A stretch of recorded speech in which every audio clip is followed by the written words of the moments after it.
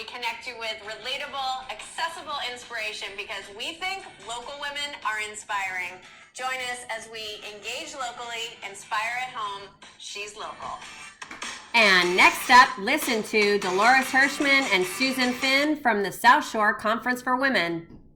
Susan Finn, CEO for Rise Above Noise, and I'm a community board member with the South Shore Conference for Women, and I want you to meet Dolores Hirschmann. She's the author of 18 Minutes to Impact. Move your audience to action, the TED way. I love that. She is the CEO of Masters of Clarity, and we're excited to say that Dolores is sharing her hard-earned perspective and knowledge with us as a rock star speaker at the South Shore Conference for Women, October 11th at the Marriott in Crown Colony. Thank you so much for being with me, Dolores. I'm so excited. Thank you, Susan, for having me. So one of the things that I noticed is you've said this. You said if we want to show up as our best version, then we have to do the internal work. We have to be clear on our internal leader, our values, our life purpose, our goals. Mm-hmm. So some people, this might be new to. How can you tell them what this means? What does it look like, right? Like, what's it feel? So, I mean, I work primarily with small businesses and entrepreneurs, and in many cases, small business entrepreneurs are women in transition, right? Because as women, I think, even more than men, we have different stages in our life where we are hungry for different experiences. And sometimes that hunger can lead to starting not a huge, conglomerate, but a small business, whether it's consulting or coaching or crafts or baking. A business is a business. If you're selling something, it's a business. And I find that for all entrepreneurs and business owners, we only operate within the sandbox of, let's say, what we're afraid of, to make it like very simple. You can call it limiting beliefs, you can call it comfort zone, whatever you call it. We really just dance in a sandbox that it's framed, but our fears. So we really, nothing that we do in the world outside, whether it's starting a business or growing our business or even raising our children or whatever it is that we do, even in our professional career and work, we will always stay within the boundary of those fears. And so when I say that you have to do the inner work to achieve that outer goal, what I'm really saying is what are you afraid of? Let's look at that. And then let's see what inside of you has made you believe that that is a threat. I mean, we all have it. Conditioning, past experiences, you burn yourself with the hot pan once, you're not going to touch it again, right? But sometimes situations change, we grow up, and what we were afraid of when we were 5 no longer plays. So it's a consistently exploration of what are those boundaries and how can we move beyond them. That's what the inner work means. That's awesome. Thank you for clarifying that. So let me take a step back for a second. What got you into this? My own sandbox. Yeah, your own sandbox. So to be precise, I'll tell you exactly what got me into this. I was 38 years old. I was working part-time. I'm a mother of 4 children. I'm originally from Argentina. I live in Dartmouth, Massachusetts. And I've always kind of started projects while I was raising my kids. I was fortunate that I could do my work creatively, right? And I didn't need to be the main breadwinner. And then in 2016, December 2016, my husband lost his job, and all of a sudden our main income was gone. And when you have 4 kids and a house and mortgage and car payments, it's not that easy. And for the month of December 2016, I'm not going to lie, I literally was lying on my bed. Every time I woke up, I would wake up crying because my husband was like, it's going to take me some time to figure it out. It's a complicated story because he worked with his father. So it's not just he was laid off. It was We are actually in a lawsuit, but anyway, every morning I would wake up and I was like, I can't do it. Like, because my husband's like, your business needs to kind of grow because you're it for now. Like, tag, you're it. And I spent the whole month of December playing victim and say, this is happening to me. I can't do it. I can't grow my business. I don't have any help. Like this is not possible. Like, blah, blah, blah, blah, blah, blah, blah. All actual conversations in my head that if I said them out loud, most of my friends and family would agree with me. Like, it's not that possible to say all of a sudden you're the main income provider, right? And then January 1st, 2017 came, and that was the first month without my husband's paycheck. And I had said to myself, I have two choices. I can end January 2017 as a victim or as a hero, or like as a victorious, right? And I started asking myself, like, it's almost like I pushed through my tears.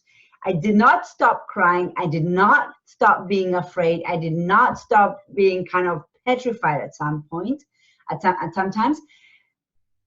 That didn't stop, but I also did not stop taking action. So it was like, I remember it like viscerally, it was a moment where every single day was a struggle inside of me because I knew what I needed to do and I was equally afraid of doing it. But half of me was more afraid of the alternative of not succeeding. And so that kind of play is what really led me to turn up the volume. And now I'm working with thousands of people and I have a team of 10. I was just sharing it with you. And it really, so at the end of the story, I doubled my income that January 2017 and I kept going from there. And I did that in 2017 with a team of 0. And then that year I got an assistant. And then from 2017 to 2019, I've grown to 10 people and 4 times the income. That's amazing. But I mean, anybody who's going to be at the South Shore Conference or anybody listening to this, there's no difference. Well, I would imagine too that once you changed your mindset, the future looked different, and that you then seeked out the people who were going to bring you closer to your goals. I seeked out the people. I stopped shying away from opportunities. I started taking a stand for what I knew I could do. I kind of started allowing the self-doubt, which I'm sure we all have, or at least I had, and trusting that I knew how to serve my clients. And I never have ever doubted that I have the highest regard and intention for serving my clients every day. Actually, here's something that might help people, but every morning I would brush my teeth and I would cry. Like I was crying literally every day. And I was crying and saying, I help the clients that I support the clients that support my family. That's what I said every day. I support the clients that support my family, because every single client that I had was literally feeding my children. But every client that I had was also supporting me, like sending me, like, you got this, no, like, you got this. They would send me texts. They send me referrals. Say, what can I do? Can I give you a testimonial? Like, they just were so much my family. And I wouldn't have been able to do it without them. I suppose we should talk at this point that to tell us what it is that you're doing for your clients. Oh, great. Yeah, so I help small businesses and entrepreneurs get clear on what they need to do and how they communicate so that they can grow their business. We combine coaching with implementation.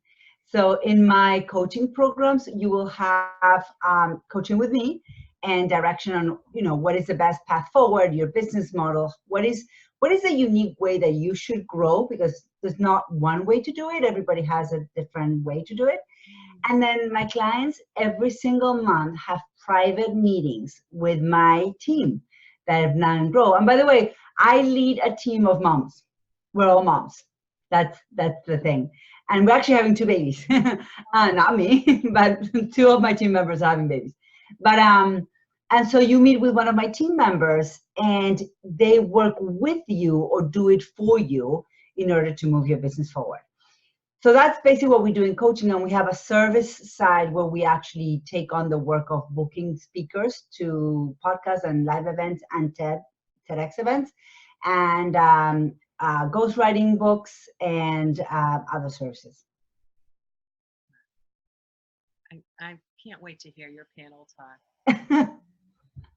So I'm looking at my notes, and it says that every She's Local conference and the South Shore Conference for Women, that's part of that family of local conferences, brings together experts. And then I like the way that they do their panel. It's not like any other panel that you just sit there and listen to somebody blah, blah, blah. You are having some interaction with the people on your panel ahead of time to put together something of real value, and then also bringing in the back and forth with the audience that day. The topic for your panel is times of transition. Change is hard. You're going to be on a panel with Linda Rossetti of the Transition Institute and Meg Glazer of Lakon, I hope I said that right, Meg, Lakon Contracting Company. How is it you guys are putting this together, and do you have, I know it's just kind of starting because we're still over a month, almost 2 months away. 2 months away, yeah. So we've been communicating by email, and we are starting to have some calls where and actually we have one this afternoon where we're going to get to know each other and see how we can together bring a message that, yes, it's our personal experience, but that one of the things that I teach my clients, and it's important when we speak, is not just tell your story, but extract some tips or tricks or ways that the audience can just go and apply that to their lives. So that's our goal as a panelist, is like, what can you walk away with as like a toolkit from our session that you can go and refer to in your times of transition. I think that's the whole takeaway. I went to the Metro West one last year, and that was the thing. Every single panelist, all the panels and every panelist on the panels, I had some great takeaways from. I can't wait to see what yours will be. So you had started a little bit, but I guess I'll ask this because it's on my note. What advice do you have for local women to achieve their goals? I know you haven't done the whole panelist thing yet, but I know that you have some really great pearls of wisdom. So I think, first of all, there's something to be said about designing goals that are achievable, right? That ask yourself, why is this goal important, and how much are you willing to focus on it? Because we all want a lot of things, but do we really want them? It's like there's a joke in Argentina my dad used to say, you want to win the lottery, did you ever buy a ticket, right?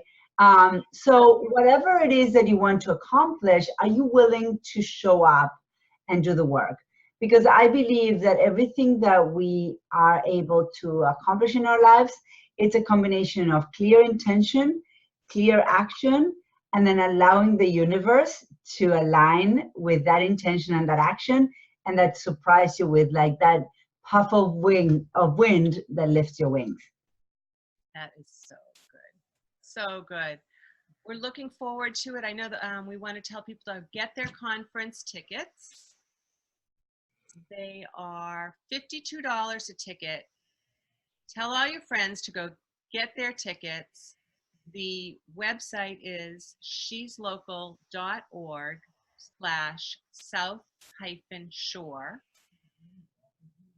I'm so glad that we got to spend this time together, Dolores. This is going to be... I'll be giving away books and signing them. You are? I'll be giving away, like, I don't know, 20 or 30 books. Awesome. That'll be great.